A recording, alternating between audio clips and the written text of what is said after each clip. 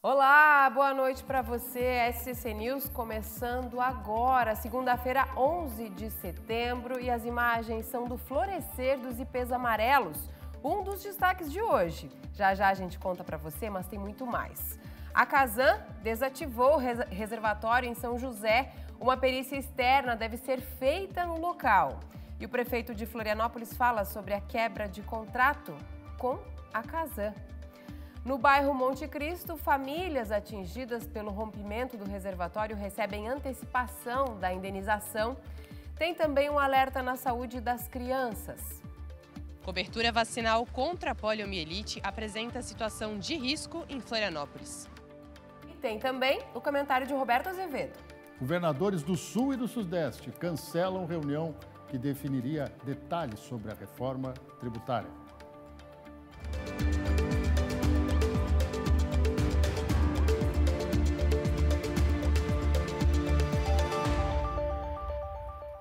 Boa noite, obrigada pela sua companhia nesse início de semana.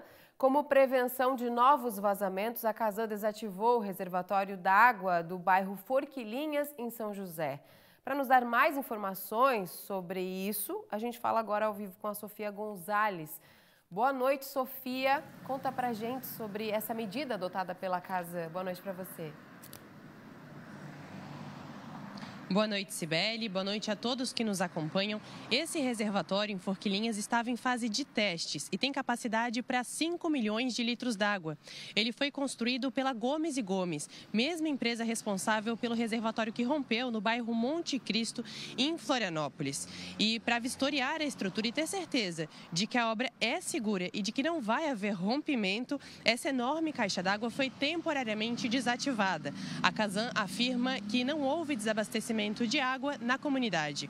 Ainda sobre esse assunto, foi realizada hoje uma coletiva sobre o pagamento das indenizações e a nossa equipe conversou com o presidente da Casan, Edson Moritz. As indenizações são individualizadas, certo? Por isso a diferença, inclusive, dos valores. Mais ou menos depende. Lembrando que a gente tem a questão das casas que têm carros, outro fator. Também tem as pessoas que tinham o carro, que não moravam lá, que tinham um lava-jato. Tudo isso está sinalizado. E depois os carros, por exemplo, documentação, multa, né? Por isso que o próprio governador determinou que o Detran e a Polícia Civil acompanhassem a Casan para poder tornar isso fácil, mas tem que ser feito de acordo com a legislação. Lembrando que nós não vamos reformar a determinada casa, a gente vai oferecer um recurso para que ele faça com o dinheiro que ele entender. Tem gente que não quer ficar mais lá. E aí como faz? Né? Então é muito complexa a situação, temos que analisar caso a caso o que a Casan está fazendo.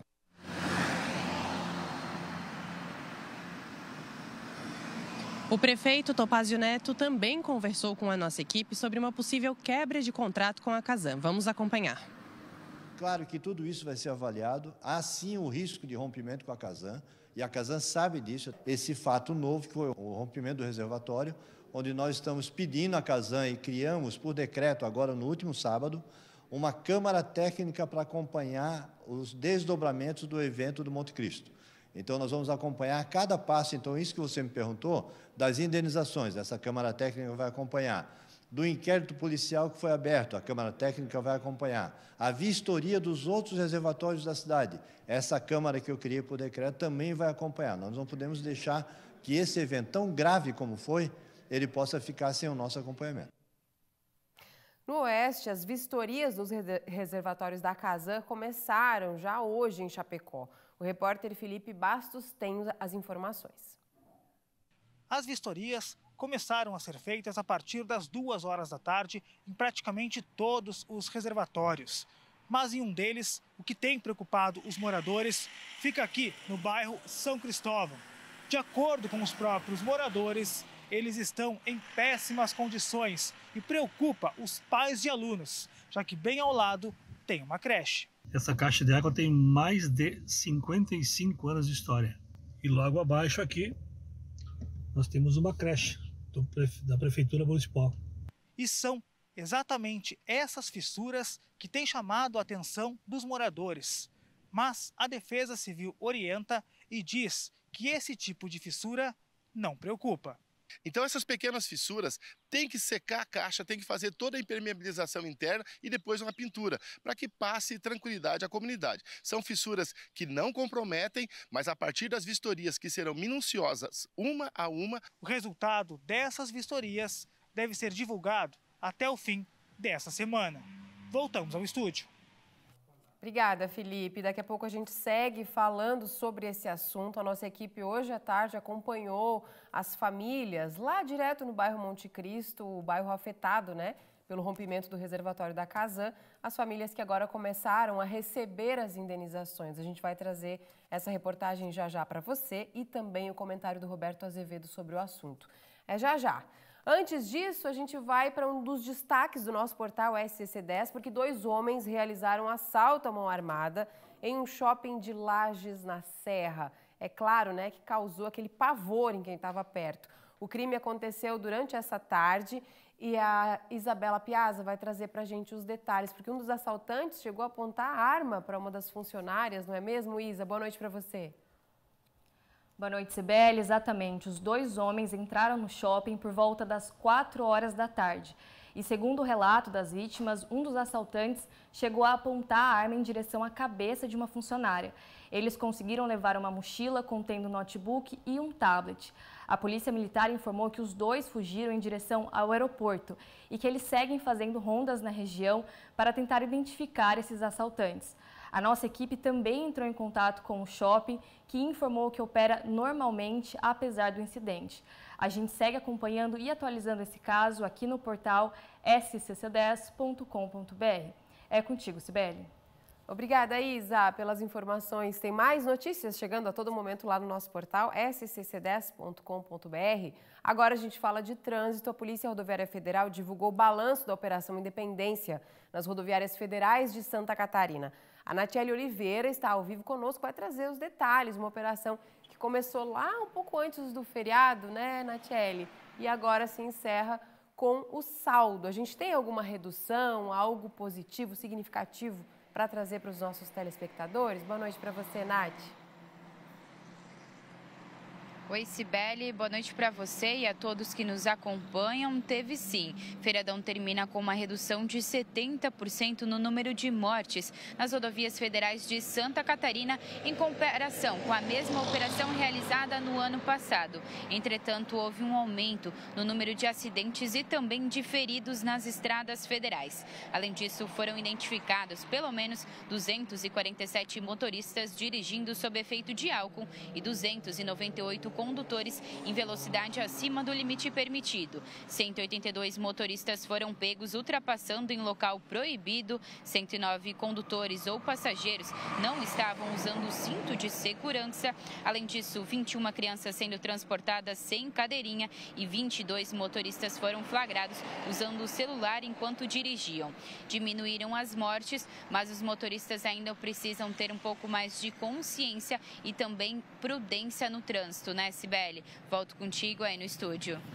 É sim, Nath. Obrigada, viu, pelas informações. Dentre os dados, um chamou a atenção, 21 crianças sem a cadeirinha. Imagine o perigo, né? A gente sabe a importância da cadeirinha no trânsito aí para salvar a vida das crianças. Chamou a atenção. Mas a redução foi registrada. Agora tem recado do Cleiton Ramos pra gente. Oi, Cleiton. Oi, Cibele, boa noite para você, um bom começo de semana. Cibele, 5 para as 7, entra no ar mais uma edição do nosso Primeiro Impacto Santa Catarina e entra aí na sua casa uma ferramenta de utilidade pública, prestação de serviço, jornalismo comunitário e muito mais. Cibele, além do quadro Não Caia Nessa, terça-feira com o Arnaldo, que sempre dá dicas importantes para você não ser a próxima vítima, tem também uma matéria sobre flagrantes na marginal da BR. Isso mesmo. Quer saber detalhes? Acompanhe o Primeiro Impacto 5 para as 7. Valeu, Cibele, um abraço. Valeu, Cleiton. Tá recheado o Primeiro Impacto, hein? 5 para as 7 da manhã, você já acorda bem informado conosco. Assista lá, Cleiton Ramos e o Primeiro Impacto. Nós vamos para o intervalo. A seguir, a gente traz as atualizações do caso Monte Cristo para você, a beleza do florescer dos ipês amarelos e tem também um alerta na saúde das crianças. Cobertura vacinal contra a poliomielite apresenta situação de risco em Florianópolis.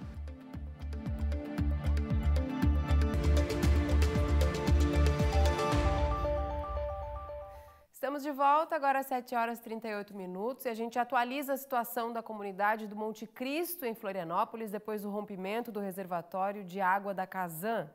57 famílias receberam da companhia um adiantamento do pagamento de parte da indenização desde o fim de semana. Nós fomos hoje até lá para acompanhar, olha só. Quase uma semana após o rompimento do reservatório de água da Casan, as mais de 200 famílias que foram atingidas tentam se reerguer. Os moradores da região tiveram as casas, carros e pertences destruídos pela água. Eu perdi a geladeira, o sofá, o fogão, o armário da pia, o armário das botas comida. Segundo a Casan, 220 famílias atingidas foram cadastradas. 41 delas já foram parcialmente indenizadas pela companhia neste fim de semana. Nesta segunda-feira, 17 famílias foram atendidas pela Casan, fechando um total de 57 desde sábado. Uma antecipação até o momento de R$ 630 mil em indenizações. A meta da companhia é atender a maior parte das antecipações até o próximo final de semana. A Yara recebeu o pagamento para comprar os móveis que foram destruídos na casa dela. No valor deu 2.997. Daí, com 70%, ficou por 2.83. Outros moradores ainda aguardam o pagamento. Eu estou dormindo ali no quarto, que não tem nada, e o meu filho está dormindo aqui na cozinha, né? Com o colchão aqui no chão também, né? Aí eu estou esperando. A Polícia Científica de Santa Catarina realizou nesta segunda-feira ação social para a emissão da carteira de identidade, mas além dos danos materiais, a comunidade ainda está lidando com os danos psicológicos da tragédia. A mente da gente que não fica boa, né? Ficar em trauma. Eu mesmo estou em trauma, eu não consigo ficar dentro de casa. Não consigo nem dormir direito. Qualquer barulhinho, até de água já me assusta. Não deve ser fácil, né? Roberto Azevedo já aqui conosco. Boa noite, Roberto. Boa noite, Cibele. Boa noite você que nos assiste. O atendimento dessas necessidades, das primeiras necessidades aos atingidos pelo rompimento, está sendo suficiente? Já dá para fazer essa avaliação? Olha, o que a gente pode sintetizar é que está sendo feito todo um esforço para minimizar o dano material, principalmente esse dano material. Estão vindo as indenizações, ainda não exatamente na velocidade que alguns moradores queriam, mas a Casan está se esforçando para isso, a gente tem que admitir, como também foi feito esse mutirão da Prefeitura, pela CONCAP, que limpou a região e deixa um ar de maior tranquilidade, quer dizer, aquele jeito de vamos recomeçar. Agora, o dano psicológico, este é complicado. Vai demorar algum tempo, vai ter que ter a garantia, a sugestão imediata é derruba-se aquilo lá, vamos demolir aquela estação onde estava lá, porque cada vez que as pessoas olharem para aquilo, vão sentir ameaça. Não é justo. Mas todo o esforço está sendo feito muito rápido, bem melhor que aquele episódio da Lagoa da Conceição de fevereiro de 2021. A Casan aprendeu a lição. Demorou mais naquela época, né?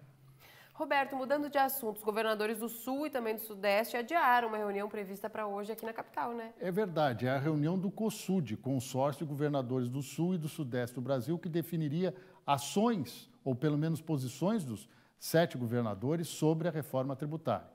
Como o senador Eduardo Braga, do MDB do Amazonas, que já foi governador, está adoentado e não poderia vir, e também diante da situação catastrófica no vizinho estado do Rio Grande do Sul, que impediria a vinda do governador Eduardo Leite, do PSDB, a Santa Catarina, o encontro foi adiado.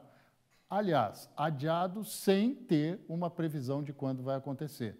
Detalhe importante, os governadores do Sul e do Sudeste estão de olho na fatia que lhes cabe dentro da reforma tributária. Afinal de contas, respondem por mais de 70% do PIB do Brasil e mais de 56% da população deste país. Querem um tratamento justo para eles. Obrigada, Roberto. Dito isso, um grande abraço e até amanhã. Até amanhã. Tem mais o Roberto Azevedo, você já sabe, né? No nosso portal, o QR Code está aqui para você acessar. Agora o assunto é poliomielite. É que a cobertura vacinal aqui em Florianópolis está abaixo do esperado para crianças de até 5 anos. E a imunização deve passar por mudanças a partir do ano que vem. Olha só. Há 37 anos, o Zé Gotinha é protagonista nas campanhas de vacinação contra a poliomielite. O Zé Gotinha me ajudou muito, eu sempre fui bem corajosa até. Mas a partir do ano que vem, a imunização contra a polio não será mais oral, mas sim injetável por determinação do Ministério da Saúde. A mudança, ela é basicamente para tirar um vírus vivo atenuado e colocar um vírus inativado. Então, ela vai aumentar a segurança individual. Atualmente, a vacina é injetável nas primeiras aplicações, que ocorrem aos 2, 4 e 6 meses de idade. E as gotinhas são dadas nas doses de reforço, uma com 1 ano e 5 meses e outra aos 4 anos, que agora devem ser reduzidas a apenas 1 reforço. E a partir do ano que vem, o esquema muda e sai o reforço da gotinha. Vai ficar só o esquema de 3 doses e mais o reforço com a injetável. Segundo a Secretaria Municipal de Saúde, a cobertura vacinal contra a poliomielite é considerada uma situação de risco nas crianças abaixo de 5 anos. Não chega nem a 80% na capital, sendo que o ideal seria uma cobertura acima de 95%. Por isso, as crianças que estiverem na idade de tomar devem se imunizar mesmo antes dessa mudança. A vacina da polio gotinha, que é o que a gente conhece, é extremamente eficaz. Então, é muito importante que, enquanto ela estiver disponível, ela seja utilizada, porque polio é uma doença extremamente grave e que é muito evitável por vacina. Para quem quiser aproveitar e colocar as vacinas em dia, tem uma opção aqui na capital, que é a van da vacinação. Às terças e quintas, essa van fica em frente ao terminal de integração do centro e também às quartas e sextas fica em frente à catedral. Então tem opção para você levar, né, o cartãozinho de vacinação e poder deixar tudo em dia, né? Imunização disponível pelo SUS em dia na caderneta de vacinação. No sábado, em frente ao Ticem, a van vai permanecer das 9 da manhã até as 4 da tarde. Então, se você não puder ir durante a semana, os dias, né, de semana, no sábado também tem oportunidade em frente ao Ticem. Aproveite. Lembrando que diversas vacinas estão disponíveis nessa van, mas no caso de crianças, apenas as doses acima dos 3 anos é que estão disponíveis. Então, todas as vacinações de 3 anos para cima estão disponíveis na van da vacina. Rapidinho você vai lá e já garante a imunização da sua criança e da família toda, né? Agora o assunto são as flores. Elas deixam tudo mais bonito e a gente já sabe, né? No norte do estado, os ipês amarelos têm colorido e deixado a cidade de Joinville ainda mais cheia de vida. E tem reportagem sobre isso para você. O início da florada dos ipês tem mudado a paisagem de Joinville. Em vários pontos do município, é possível observar a presença das árvores, principalmente das flores amarelas.